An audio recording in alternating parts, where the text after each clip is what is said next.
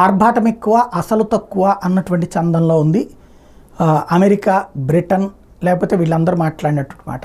Israel తాజాగా చెప్తున్నటువంటి లెక్క ఏంటయ్యా అంటే హయ్యెస్ట్ మిస్సైల్స్ ధ్వంసం తనే చేసుకుంది ఇజ్రాయెల్కు ఉన్నటువంటి ఐరన్ డోమ్తో పాటుగా మరొక 2 టెక్నాలజీస్ కారణంగా దారిలో వచ్చేటువంటి మిస్సైల్స్ని, డ్రోన్స్ని ఇజ్రాయెల్ లోపల దాకా వచ్చి కొట్టకుండా దారిలోనే 99% ధ్వంసం చేసింది. ఇంతవరకు అమెరికా, బ్రిటను, ఫ్రాన్సు ఇట్లాంటివి అనుకున్నారు, వాళ్ళు కూడా చేశారు 1, 2 జోర్డాన్ ఇట్లాంటివి, కానీ హయ్యెస్ట్ ధ్వంసం చేసింది ఇజ్రాయెలే అన్నటువంటి లెక్క తాజాగా తేలింది.